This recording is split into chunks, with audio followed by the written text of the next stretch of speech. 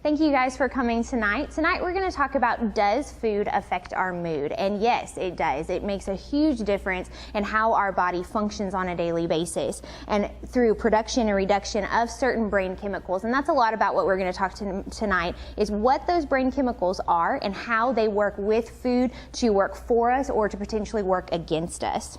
So what are some of these brain chemicals? We have tryptophan, serotonin, melatonin, dopamine, norepinephrine, and acetylcholine are your main ones that we really want to hone in on tonight. Tryptophan. Tryptophan is an essential amino acid, which we all know amino acids are the building blocks of protein, but whenever we say essential versus non-essential, essential means you have to consume it through food. Your body does not produce it naturally. Our non-essential amino acids our body produces, gives us what we need, and we can get our daily amount in that way. But essential, we have to actually get it from that food item.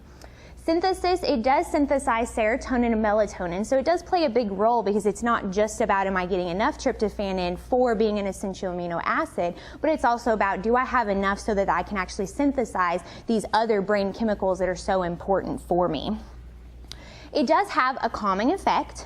It induces drowsiness and alleviates some of that aggressive behavior that we might have. So a lot of times we get really stressed. Those are times whenever we might want these things to be part of our day so that we can have that calming down time.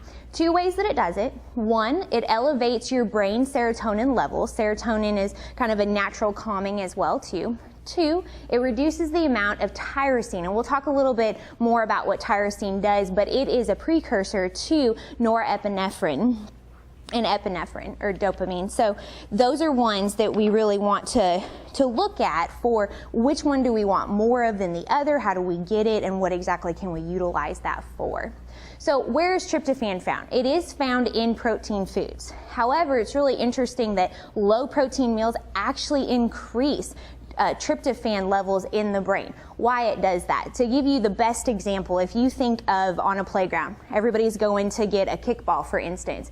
If you have more team members on one side than you do the other going to that kickball at the same time, the one with the more team members is probably going to get there, surround it faster, and be able to utilize that. It works some of the same ways whenever you have high protein foods going in. Those protein foods utilize other amino acids. It's not just tryptophan. So you have a larger amount of these other amino acids going into there, and your body is utilizing those first rather than going to tryptophan. So we start to see these tryptophan levels actually decrease because the brain can't utilize them as much as it does the other ones due to the levels that we potentially have. And it typically goes towards tyrosine first, and tyrosine, being that it is a precursor for dopamine and norepinephrine, it has more of a stimulatory effect rather than a sedating effect like what we were talking about, this calming.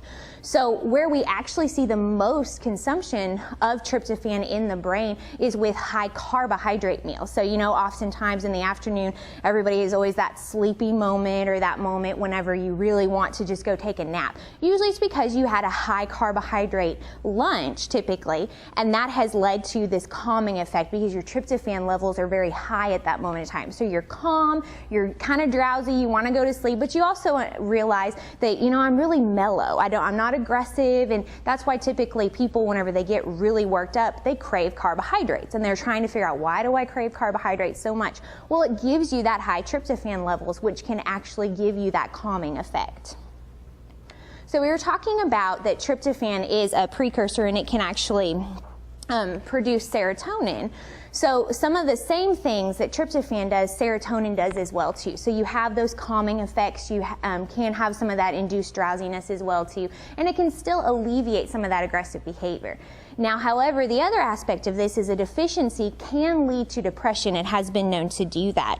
And just like we were talking about with tryptophan, that it had, depending on the levels, it does different things. Well, with serotonin, whenever you have an increase, it will decrease whenever you have an increase in carbohydrate amounts as well too, because it's been associated with that high carb appetite. So depending on if you have high deprivation, you know, a lot of times people go on diets initially. So they go on a really low carb diet. That's typically the number one thing. Well, after a while, they start realizing, man, I'm craving all these carbs. I don't know why. Your body needs something. It's needing serotonin. It's needing tryptophan, but you're having so low carbs that your body body actually can't even produce it at that moment in time. So we're having this really big imbalance in this deficiency in serotonin. And if you have a deficiency in serotonin, you have to have a deficiency in tryptophan because it's a precursor for serotonin. So it has to develop that. So we've got two things working against us at that time. So as soon as someone goes off dieting, they're craving carbs. They're just going towards it like no other for a lot of those reasons. And so where do you get some of this in? Serotonin you're going to find in avocados, bananas, plums, dates, eggplants, papaya, passion fruit, pineapple, plantains, tomatoes, and walnuts are some of those typical ones that you can see some of those serotonin levels in. So we're going to talk a little bit about melatonin. This is another brain chemical that can be very beneficial for us. We have, it's a hormone that's derived from tryptophan again. It does help with sleep regulation. There are some studies that have shown that actually supplementing some melatonin can improve their ability to sleep long term, especially for individuals who just quit smoking and they're having those nicotine fits throughout the night, or for individuals who have jet lag. There's been some research to say that this has actually helped them. Again, that's for short-term use though. There's no research that's really defined that long-term use of a supplement of melatonin is actually beneficial for any of those. But it can be something that can be helpful. So we definitely want a little bit higher levels of this in the evening right before we go to bed so that we can sleep well. So what are some of your food sources for that? Oatmeal's a good one. Sweet corn and rice are some of your best food sources. Other food sources are Japanese radishes, ginger, tomatoes, bananas, and barley. So those are some other options that maybe if you're having a hard time sleeping in the evening, maybe you think about, well, have I had any of this right in the evening? And as you'll notice, a lot of these are your higher ones in carbohydrates. You know, your sweet corn is your starchy vegetable. Rice and oatmeal is going to be a little bit higher in carbohydrates than some of your others. Bananas is higher, barley is higher, things like that. So again, those carbohydrates are stimulating that precursor of tryptophan, creating that melatonin as well too, to try and help with that sleep regulation. So we're going to talk a little bit about dopamine and norepinephrine.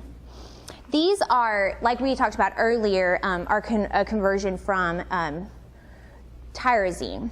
So tyrosine is one that the brain typically utilizes first whenever all of this protein's coming in and it's trying to utilize what amino acids do I use, what do I not at this moment in time, and how do I have the best utilization of it.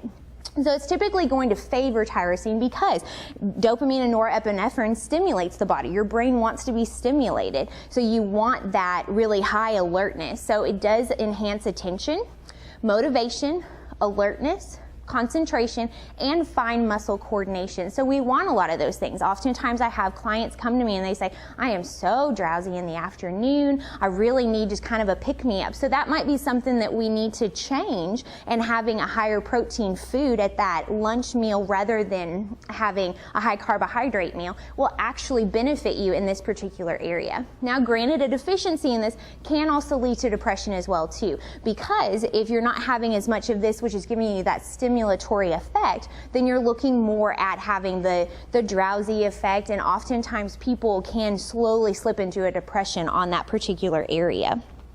It is unclear though if you need a behavior modification of, let's say you're typically always tired and you feel like, well, I really need some more mental clarity, or I really need some more motivation or alertness. It's really unclear as to whether we supplement tyrosine, will that actually improve our production of dopamine and norepinephrine?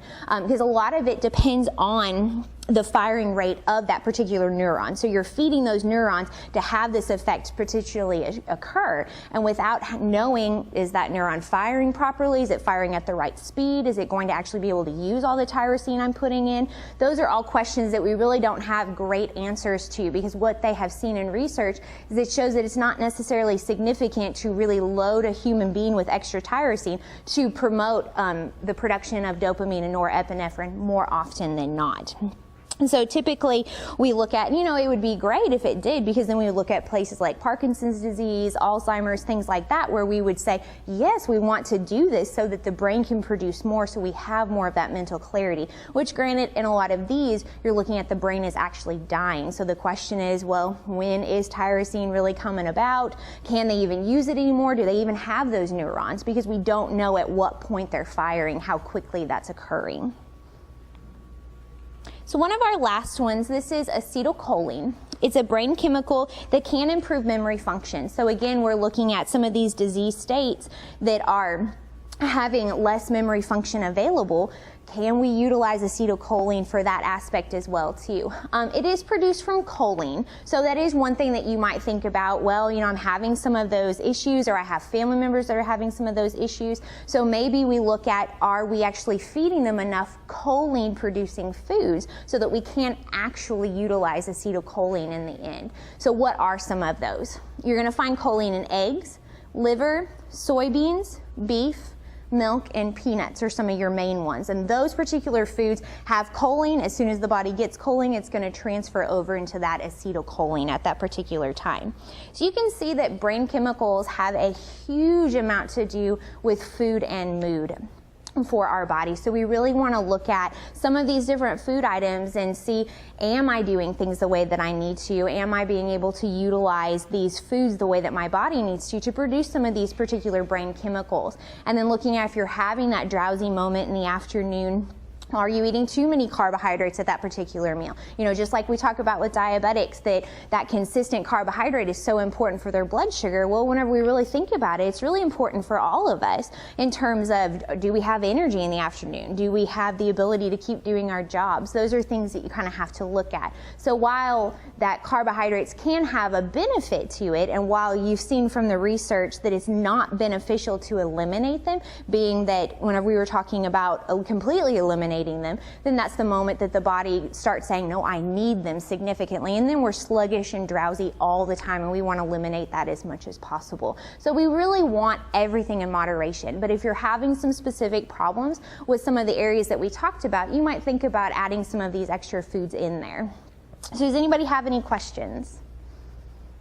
No? Okay, thank you guys so much for coming. I really appreciate it.